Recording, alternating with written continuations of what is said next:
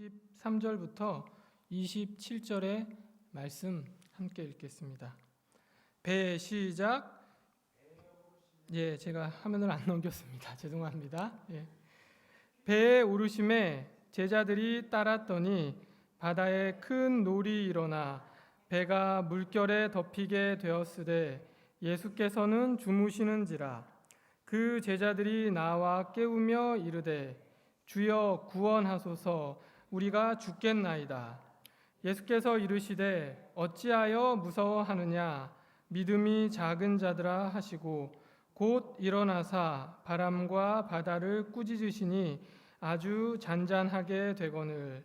그 사람들이 놀랍게 여겨 이르되 이가 어떠한 사람이기에 바람과 바다도 순종하는가 하더라. 이가 어떠한 사람이기에 바람과 바다도 순종하는가 하더라. 그래서 저는 오늘 말씀의 제목을 이 어떠한 사람이기에라고 한번 정해봤습니다. 갈릴리 바다, 갈릴리 호수라고도 하죠. 갈릴리 바다는 해수면보다 약 240m 높은 아래에 위치해 있습니다. 이런 그 갈릴리 바다의 지역적인 특성 때문에 고원지대로부터 거센 바람이 불어와서 종종 폭풍우 같은 그런 큰 파도를 일으키는 경우가 있었습니다. 오늘 본문에 나오는 사건도 아마 이러한 그 배경 하에서 발생했을 것으로 보입니다. 그런데 오늘 본문을 읽다 보면, 또 본문을 묵상하다 보면 도저히 이 상황, 그 당시의 상황 가운데서 그렇게 할 수 없을 것 같은, 불가능해 보이는 어떤 모습들을 발견하게 되죠. 어떻게 그럴 수 있을까? 그것이 과연 가능해? 하는 그러한 모습들을 보게 됩니다. 자, 이제 저와 함께 오늘 본문의 말씀을 화면을 보듯 머릿속에 한번 그림을 그려보는 것입니다. 그날도 예수님은 사람들을 가르치고 또 치료하고 봉사하는 일로 힘든 하루를 보내셨습니다. 그리고 저녁이 되어서 피곤에 지친 몸과 마음을 쉬기 위해 배에 올라 비교적 사람들이 적은 그러한 갈릴리 호수 저 반대편으로 가고 있었습니다. 그런데 갑자기 이 호수에 불어닥친 이 미친 듯한 폭풍으로 예수님과 제자들이 탄 배를 사정없이 때리고 또 흔들어댑니다. 설상가상으로 배에는 물이 차오르기 시작하고 또 예수님과 제자들이 함께 탄 배는 갈릴리 바닷속으로 가라앉기 시작합니다. 갈릴리의 노련한 어부였던 제자들도 지금까지 이러한 폭풍은 결코 경험해 보지 못했습니다. 그들은 이 상황에서 도대체 어떻게 또 무엇을 해야 할지를 몰랐습니다. 배를 다루는 일에는 정말 최고의 베테랑이라고 할 수 있는 제자들마저 이제는 모든 것을 내려놓고 포기하려는 순간, 그때 바로 저쪽 배 끝에, 뒤편 끝에서 태연하게 잠자고 있는 예수님을 발견합니다. 그리고 제자들은 속으로 이렇게 생각합니다. 도대체 이 순간에 예수님은 어떻게 저렇게 아무렇지도 않게 잠을 잘 수가 있는 걸까? 도대체 어떻게 예수님은 이 상황에서 아무렇지도 않게 잠을 잘 수가 있단 말이지? 그렇게 평온하게 주무시고 계시는 예수님을 본 순간 제자들은 놀라지 않을 수가 없었습니다. 도대체 이 상황에서, 이 미친 듯한 폭풍 속에서 어떻게 예수님은 잠을 잘 수 있을까?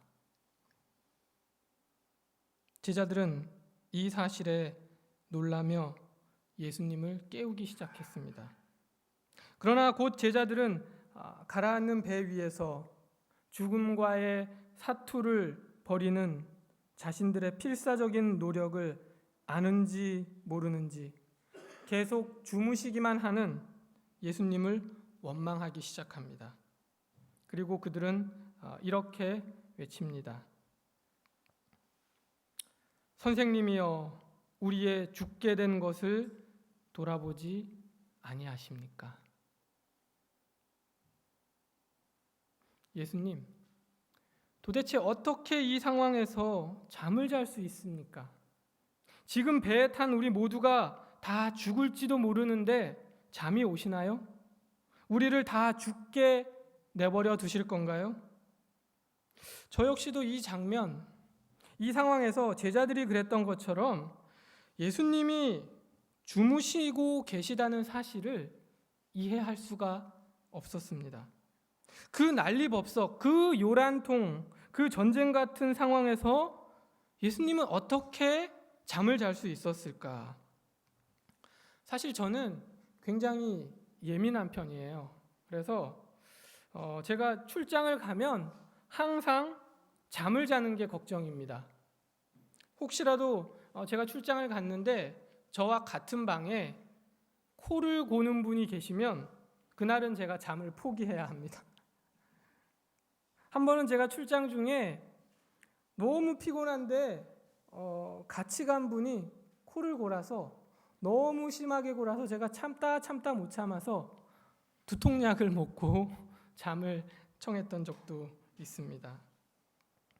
그런데 예수님께서는 폭풍 속에서, 그것도 바닷속으로 침몰하고 있는 고깃잡이 배 위에서 어떻게 그렇게 고운하게 꿀잠을 잘 수 있었을까?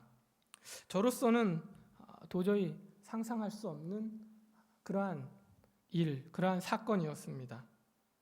그런데 여러분, 재미있는 사실이 하나가 있는데요. 예수님께서 주무시는 장면이 성경에 딱 한 번 나옵니다. 근데 바로 예수님께서 주무시는 장면이 딱 한 번 나오는데 바로 어디예요? 이 장면입니다. 예수님의 잠에 대한 유일한 사건, 유일한 기록이 바로 이 사건이에요. 그런데 굉장히 다이나믹한 상황에서 예수님께서 잠을 주무시고 계시죠. 역시 예수님은 보통 분이 아니구나 하는 그런 생각을 제가 하게 됐습니다. 그날 정말 예수님은 가르침과 봉사로 무척이나 피곤하고 또 힘든 하루를 마치고 정말 심한 피로감과 또 허기에 압도되어서 잠에 쉽게 빠지셨습니다. 시대의 소망에 보면 구주께서는 마침내 군중들의 압박에서 놓여나셨다. 피곤과 시장길을 이기지 못하신 예수께서는 뱃전에 누우셔서 이내 잠이 드셨다라고 기록을 하고 있습니다. 그런데 저는 말씀을 읽으면서 과연 이게 다일까? 폭풍 속에서도 그렇게 편안하게 주무시는 예수님의 모습을 피곤함과 허기만으로 설명할 수 있을까? 아무리 피곤해도 생명의 위협을 느끼는 그러한 폭풍 속에서 여러분 자는 일이 쉬운 일인가요? 여러분 그렇게 주무실 수가 있으십니까? 단지 너무 피곤해서 배가 고파서 그 상황에서 그렇게 주무실 수 있었을까요?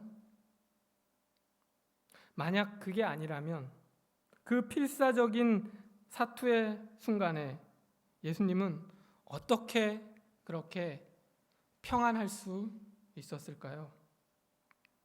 피곤과 배고픔 외에 예수님의 단잠, 예수님의 그 평안에는 분명 다른 이유가 있었던 것은 아닐까요? 저는 오늘 이 말씀을, 오늘 설교를 준비하기 위해 본문을 읽고 또 묵상하면서 이 난리통 같은 상황에서 그렇게 평안히 주무시는 예수님의 모습을 그려보면서 어떤 단어 하나가 제 머릿속을 스쳐 지나갔습니다. 그리고 저는 이 단어 하나로 오늘 설교의 프레임을 완성할 수 있었습니다. 그것은 바로 이 단어입니다. 절대 평안. 영어로는 absolute peace 혹은 perfect peace라고도 할 수가 있겠죠. 호수의 폭풍 속에서 빠져가는 그러한 배 위에서 주무실 수 있었던 예수님의 심리 상태, 내적 상태를 설명해주는 가장 적합한 표현, 정말 다른 표현은 찾을 수 없을 정도로 절대 평안의 상태. 우리가 잘 알고 있는 것처럼 이 절대라는 말은 아무런 조건이나 제약이 붙지 않은, 혹은 또 비교되거나 맞설 것이 없는, 어떤 대상과 비교하지 않고 그 존재만으로도 충분한, 이러한 뜻을, 이러한 의미를 가지고 있는 말이죠. 다시 말하면 그 어떤 환경 속에서도, 그 어떤 조건 속에서도, 그 어떤 상황 가운데서도 그것과 상황과 환경과 조건과 관계없이 존재하거나 지속될 수 있는 것, 환경에 지배되지 않고 상황에 흔들리지 않고 조건에 좌지우지되지 않는 존재, 상태, 그리고 가치들. 오늘 예수님은 바로 그 절대 평안의 모습, 절대 평안의 모본을 우리에게 보여주시고 계셨던 것입니다. 때때로 우리가 삶과 또 현실이라는 그러한 우리 인생의 바다에서 고통과 고난이라는 폭풍을 만나 힘겨워하고 예수님을 애타게 찾고 부르짖는 우리에게 예수님은 절대 평안의 모본을 잠을 통해 보여주고 계신 것입니다. 그 절대 평안의 모본을 우리에게 오늘 제시하고 계신 것입니다. 자, 그렇다면 우리는 과연 어떻게 이 예수님처럼 절대 평안을 누릴 수 있을까요? 폭풍 속에서도 바다에 빠져가는 배에서 평안하게 주무실 수 있는 예수님처럼 우리는 어떻게 해야 한치의 두려움 없이 그렇게 평안하게 있을 수 있을까요? 근데 혹시 여기 앉아 계신 분들 중에 이런 생각을 하시는 분들이 계실지 모르겠어요. 사실 저도 처음엔 이런 생각을 했습니다. 그게 뭐냐면 예수님은 하나님이시니까 그분의 신적인 속성 그리고 그분의 신성으로 그럴 수도 있었던 거지. 그래서 그렇게 평안하실 수 있었던 거지 라고 생각하실지도 모르겠어요. 충분히 그렇게 생각하실 수 있다고 생각을 해요. 그런데 시대의 소망의 말씀을 보면 그 상황에서 예수님의 절대 평안, 그분이 평안할 수 있었던 이유에 관해서 이렇게 기록을 하고 있습니다. 제가 읽어드리겠습니다. 예수께서, 화면이 보이시나요? 네. 예수께서 일어나셔서 폭풍을 대하셨을 때 그는 극히 평안하셨다. 예수의 마음에는 두려움이 없었으므로 말이나 표정에 두려워하시는 기색이 없었다. 그러나 예수께서는 당신이 가지신 전능하신 능력에 의뢰하지 않으셨다. 예수께서 조용히 쉬신 것은 땅과 바다와 하늘의 주의 입장에서 하신 것이 아니었다. 그 능력을 그는 버리셨던 바 내가 아무것도 스스로 할 수 없노라고 그는 말씀하셨다. 예수께서는 하늘 아버지의 능력에 의뢰하셨다.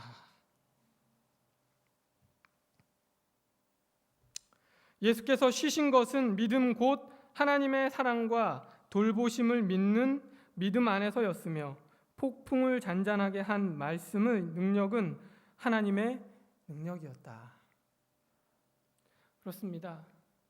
예수님이 누리신 그 평안 결코 그분의 신적 능력에서 온 것이 아닙니다.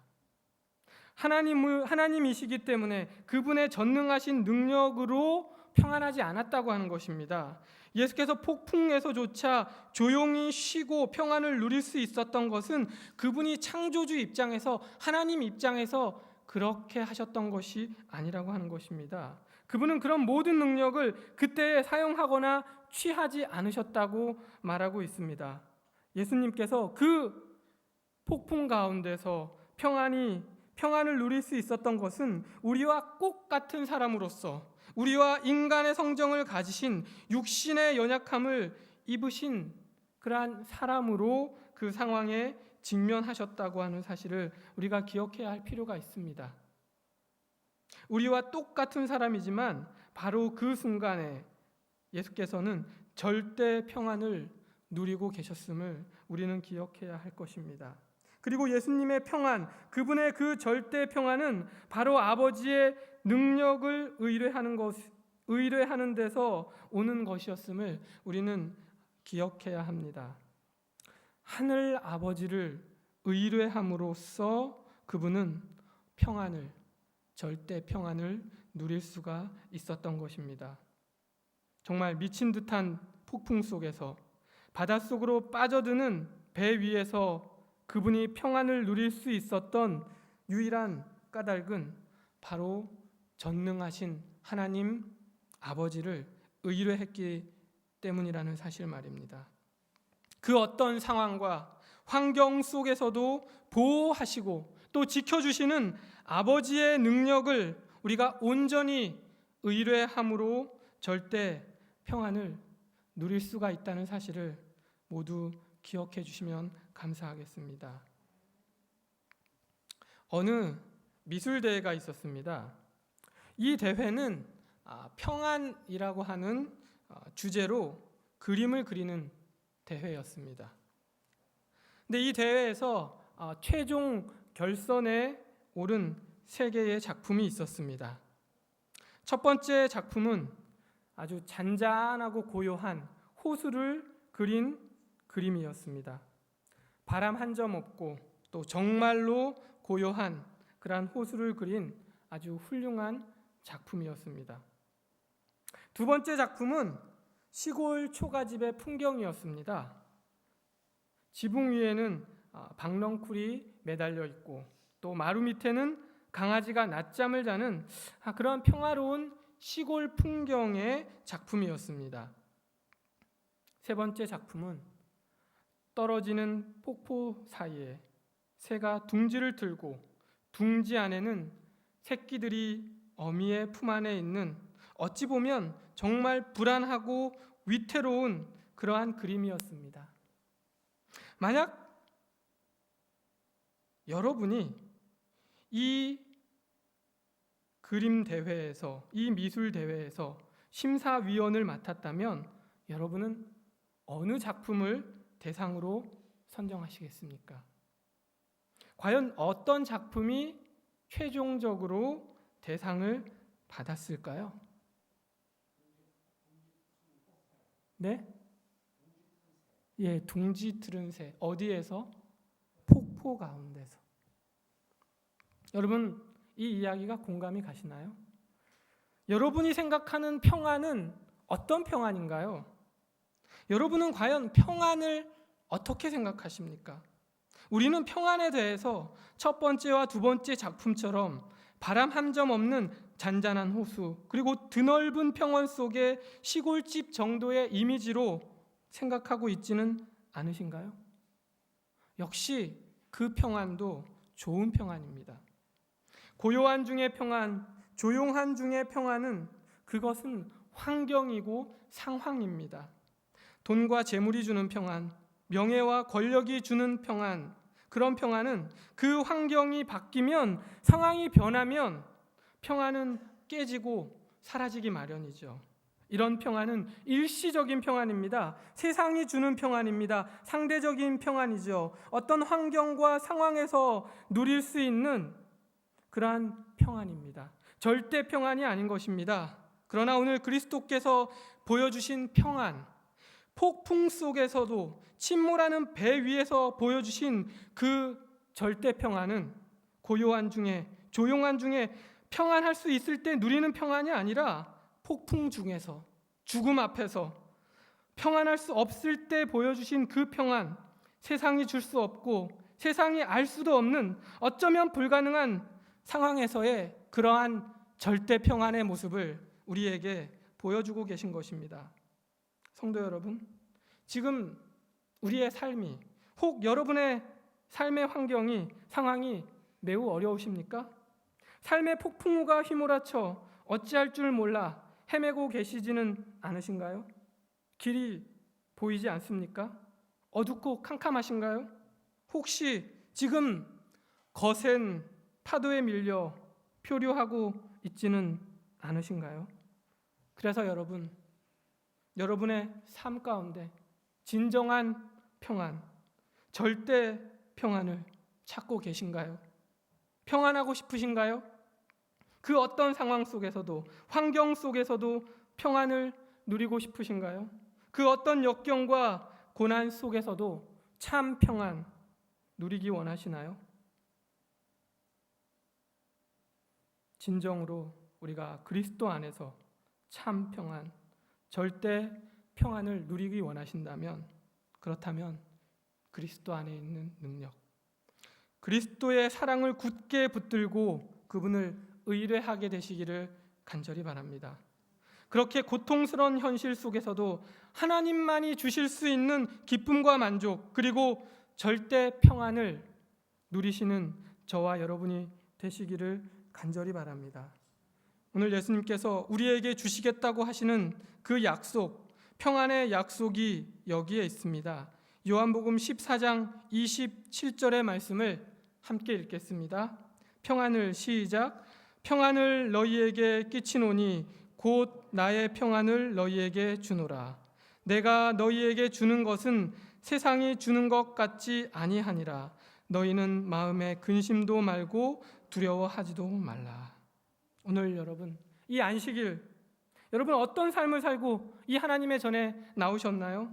힘들고 지치고 전쟁 같은 그러한 치열한 삶을 살고 오셨을 여러분 모두에게 예수께서 주시는 평안, 오직 예수께서만이 주실 수 있는 그 절대 평안이 우리의 심령에, 우리의 삶에, 우리의 가정과 교회에, 그리고 이 나라에 충만하기를 간절히 바랍니다. 폭풍 속에서 속수무책으로 침몰해가는 뱃속에서 제자들은 주무시는 예수님을 발견하고 그분을 깨웁니다. 그리고 이렇게 소리칩니다. 주여, 우리를 구원하소서. 우리가 죽겠나이다. 동일한 사건을 기록하고 있는 마가는 이렇게 말합니다. 주여, 우리의 죽게 된 것을 돌아보지 아니하시나이까.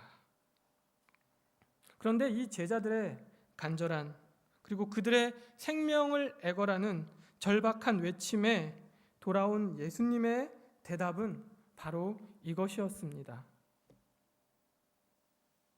한번 같이 읽어볼까요? 어찌하여 무서워하느냐, 믿음이 작은 자들아. 왜 무서워하느냐, 이 믿음이 작은 자들아.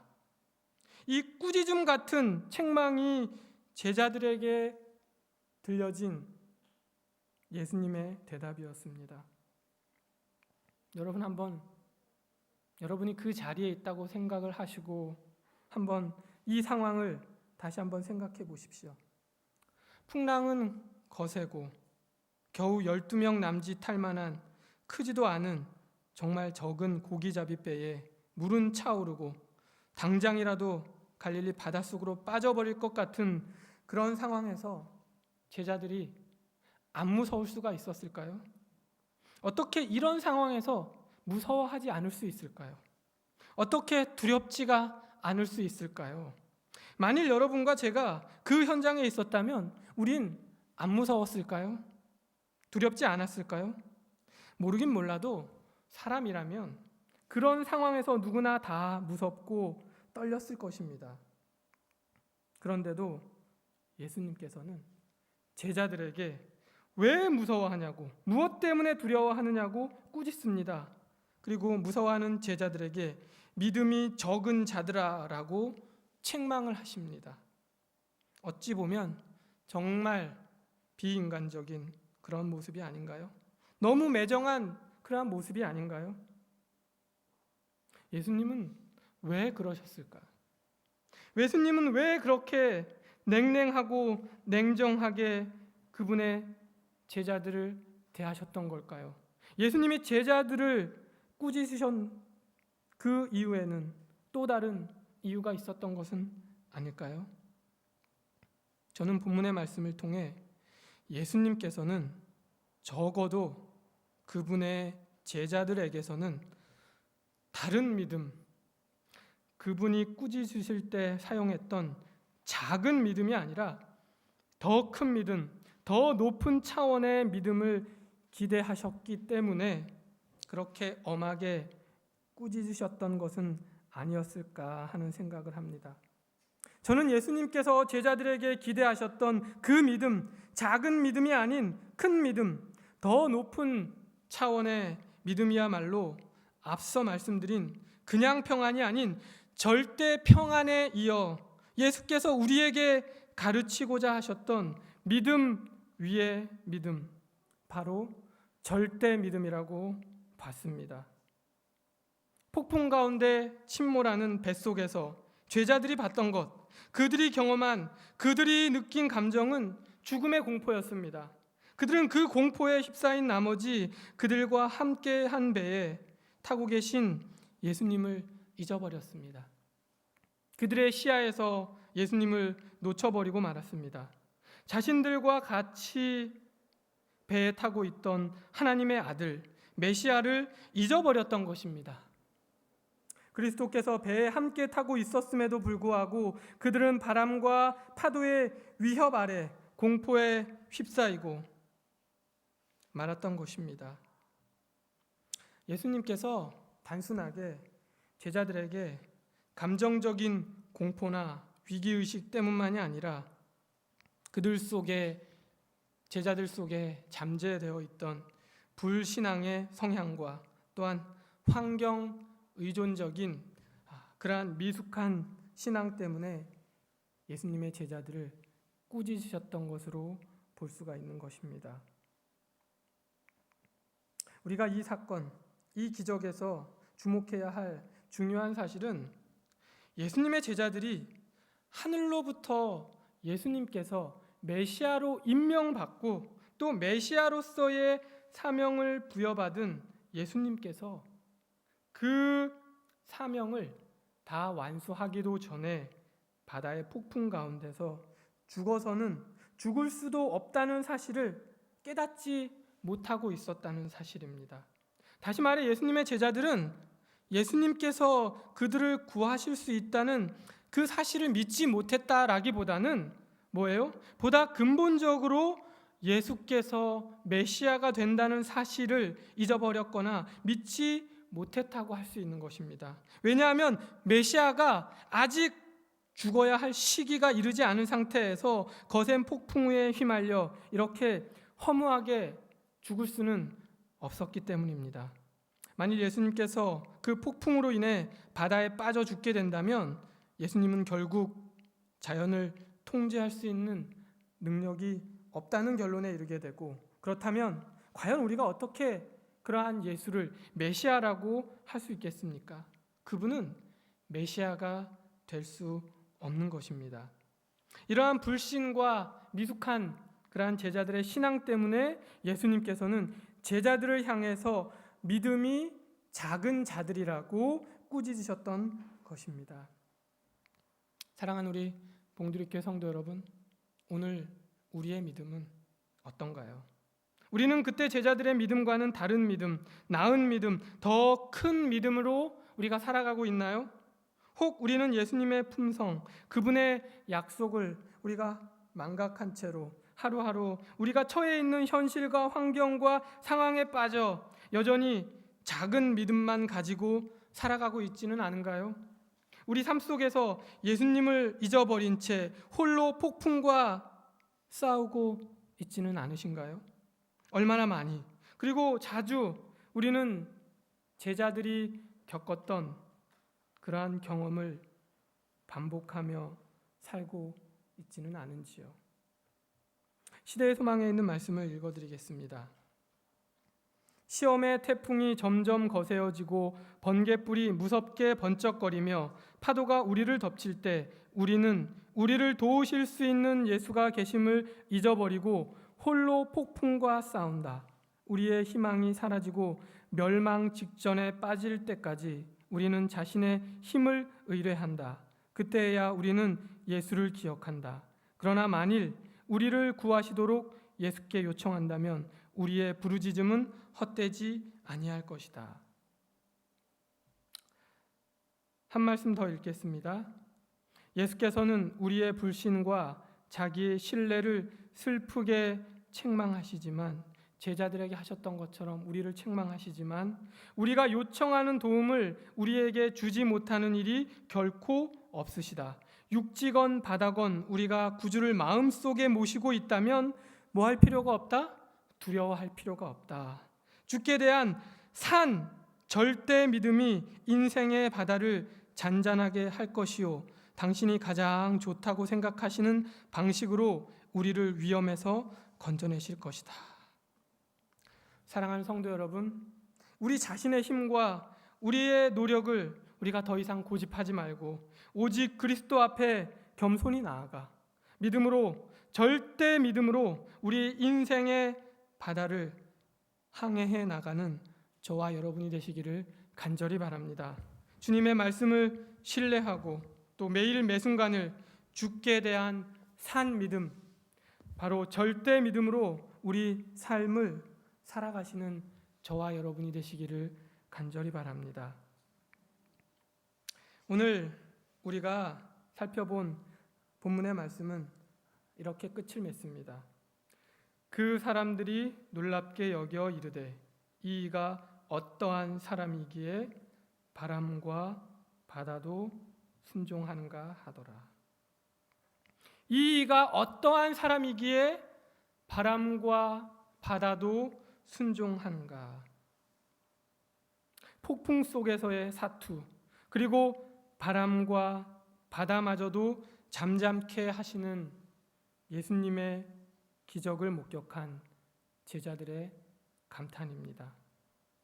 제자들은 비록 이날 예수님께로부터 믿음이 작은 자들이라는 꾸짖음을 들었지만 그 꾸짖음은 예수님의 제자들에 대한 기대, 그리고 또 걱정, 그리고 무엇보다 애정에서 나온, 제자들을 향하는 예수님의 그 사랑, 그 애정에서 나온 진심 어린 사랑의 책망임을 제자들은 아마 훗날 깨닫게 되었을 것입니다.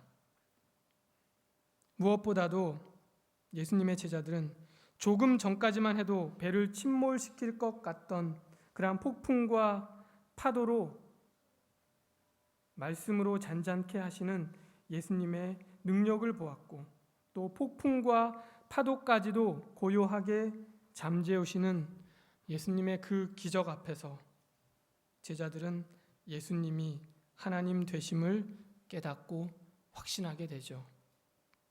이것이 예수께서 오늘 본문의 기적을 베푸신 가장 큰 이유고, 또 제자들은 물론 오늘 이 말씀을 읽고 있는, 이 말씀을 묵상하는 우리가 배우기를 원하는 중요한 교훈일 것입니다.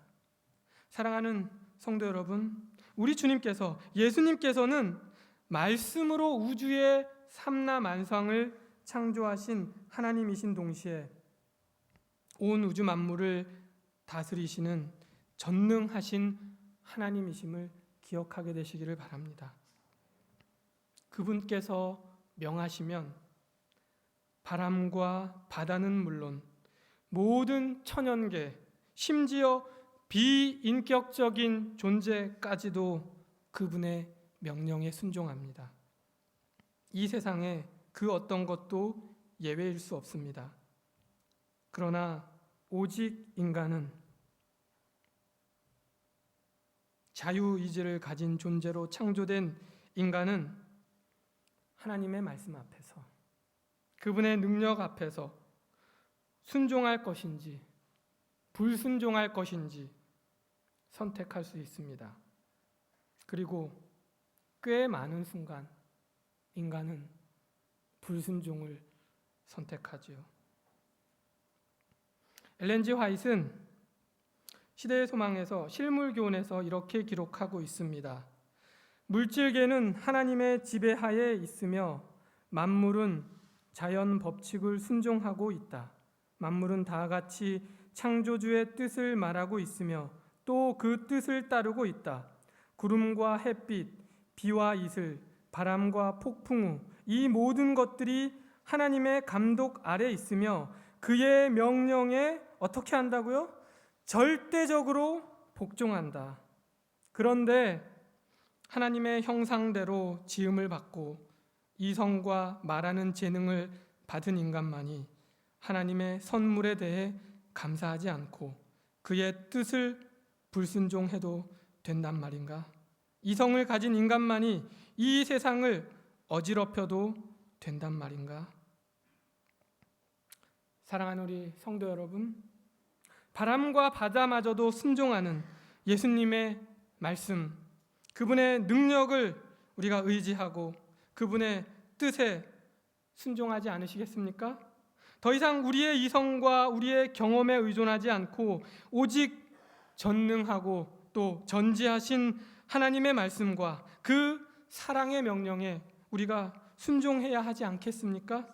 아니면 우리가 살아가고 있는 이 변화무쌍한 바다와 같은 이 세상, 그런 세상을 나의 불완전한 지식과 경험에 의지해서 살아가시겠습니까? 이제는 내 지식, 내 경험을 포기하고 전지하고 또 전능하신 하나님께 우리 자신을 온전히 맡기고 또 그 말씀에 절대 순종하며 살아가시지 않으시겠습니까? 이 시간 간절히 바라기는 여기 앉아 계신 우리 모두가 예수 그리스도의 확실한 말씀에 순종, 아니 절대 순종하며 살게 되시기를 간절히 바랍니다. 세상의 험한 풍랑에서 우리를 건져내시고 지금 이 시간도 이 세상의 모든 환난과 역경에서 우리를 보호하시고 또 붙드시는 주님을 의지하고 절대 순종하는 그러한 삶을 사시지 않겠습니까? 그분의 능력과 사랑 안에서 우리가 평안을 누리고 믿음이 자라며 순종의 삶을 사시는 저와 여러분이 되시기를 간절히 바라며 오늘 말씀을 마치겠습니다.